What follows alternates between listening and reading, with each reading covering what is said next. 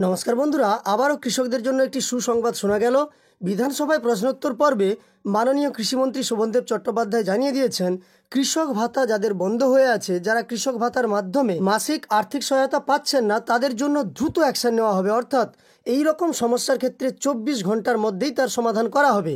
বিধানসভায় প্রশ্নোত্তর পর্বে একজন বিধায়কের প্রশ্নের উত্তরে মাননীয় কৃষিমন্ত্রী একথা জানিয়েছেন। এছাড়াও আজকের প্রতিবেদনের মাধ্যমে আমরা দেখতে পাবো, কৃষক ভাতা যারা পাচ্ছেন না, যারা অনেক দিন ধরে আবেদন করেছেন, তাদের আবেদন মঞ্জুর হয়ে আছে কিন্তু টাকা পাচ্ছেন না। সেক্ষেত্রে কি জানিয়েছেন কৃষিমন্ত্রী, সব কিছু তথ্য আপনি এই ভিডিওর মাধ্যমে জানতে পারবেন। তবে কৃষক বন্ধু প্রকল্পে এখনও পর্যন্ত ওয়েবসাইট ঠিক হয়নি। ঠিক হলে সেই তথ্য আপনাদের আমি দিয়ে দেবো। আজকের ভিডিওর বিষয়বস্তু কৃষক ভাতা নিয়ে। আপনারা জানেন, কৃষক বন্ধু প্রকল্প পশ্চিমবঙ্গ রাজ্য সরকারের এমন একটি প্রকল্প, যার মাধ্যমে কৃষকদের বছরের 2টি কিস্তিতে সর্বনিম্ন 4,000 থেকে সর্বোচ্চ 10,000 টাকা পর্যন্ত আর্থিক সহায়তা প্রদান করা হয়। এই প্রকল্পের আরও 2টি বিভাগ আছে। একটি হলো কৃষক ভাতা এবং অপরটি হলো কোনো কৃষক বন্ধুর যদি মৃত্যু হয়ে যায় দুর্ঘটনাজনিত কোনো কারণে, তাহলে তার পরিবারকে এককালীন 2 লক্ষ টাকার আর্থিক সহায়তা প্রদানেরও ব্যবস্থা রয়েছে। তো চলুন, কৃষক ভাতা নিয়ে কি তথ্য প্রকাশিত হয়েছে আজকের প্রতিবেদনের মাধ্যমে আমরা তা দেখে নেব।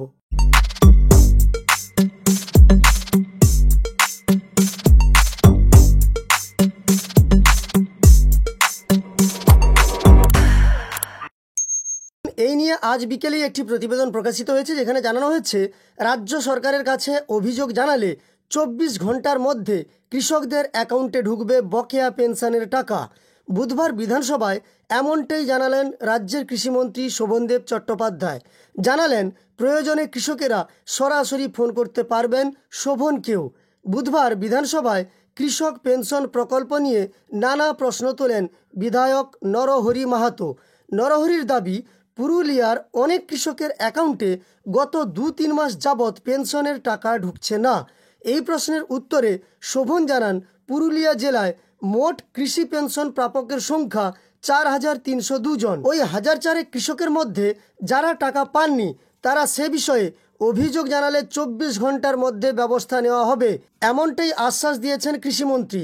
বিধায়ক নরহরি আরও অভিযোগ করেন, অনেক কৃষক পেনশনের জন্য আবেদন করেও এই সুবিধা পাচ্ছেন না। বিভিন্ন জেলায় বহু চাষি পেনশন প্রকল্পে আবেদন করলেও অনেকের নাম অনুমোদিত হচ্ছে না। আপনারা জানেন, বার্ধক্য ভাতার মতো কিন্তু কৃষক ভাতা একটি প্রকল্প, যার মাধ্যমে 60 বছরের বেশি যারা কৃষক আছেন বা কৃষক বন্ধু প্রকল্পের উপভোক্তা আছেন, তাদের প্রত্যেক মাসে 1,000 টাকা করে আর্থিক সহযোগিতা প্রদান করা হয়।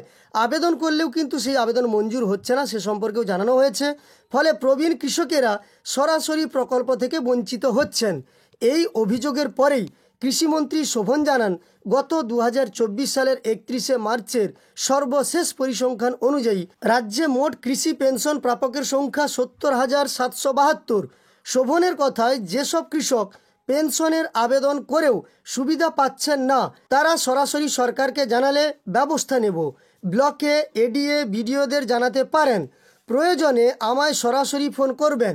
যদি পেনশন পাওয়ার যোগ্যতা থাকে তাহলে আমরা তাদের তা পাইয়ে দেব। উল্লেখ্য, বুধবার সকাল থেকেই উত্তাল বিধানসভা। রাজ্যের চা বাগানের 30% জমি পর্যটনে ব্যবহার সংক্রান্ত সিদ্ধান্তের প্রতিবাদে মুলতুবি প্রস্তাব এনেছিল বিজেপি। স্পিকার তা পাঠ করতে দিলেও এ নিয়ে আলোচনায় সুযোগ না মেলায় উত্তপ্ত হয়ে ওঠে বিধানসভার অধিবেশন কক্ষ। এক পর্যায়ে স্লোগান তুলে ওয়াকআউট করেন বিজেপি বিধায়কেরা। তারা বিধানসভার গেটে বসে পড়ে বিক্ষোভ দেখাতে শুরু করেন। তো আপনারা দেখতে পেলেন যে এই প্রতিবেদনে জানানো হলো, রাজ্যের কৃষিমন্ত্রীর আশ্বাস, যদি অভিযোগ করা হয় সরকারের কাছে কিংবা শোভনদেব চট্টোপাধ্যায়ের কাছে, তাহলে কিন্তু সরাসরি যাতে তারা টাকা পেয়ে যান 24 ঘন্টার মধ্যেই সেই সমস্যার সমাধান করা হবে। তবে নতুন যারা আবেদন করছেন তাদের জন্য তেমন কিছু জানানো হলো না। গত বছর মার্চ মাস পর্যন্ত কতজন পান সেটা জানানো হলো। এবার আবার নতুন করে কবে নাগাদ ছাড়া হবে যারা কৃষক বার্ধক্য ভাতার জন্য আবেদন করেছেন, সেই সম্পর্কে তেমন কোনো তথ্য প্রকাশিত হয়নি। যাই হোক, আজকের ভিডিওর মাধ্যমে যারা কৃষক পেনশন বা কৃষক বার্ধক্য ভাতায় টাকা পাওয়া থেকে পাচ্ছেন না, বন্ধ আছে, তাদের সম্পর্কে একটি তথ্য প্রকাশিত হয়েছে, যা আপনাদের সঙ্গে শেয়ার করলাম।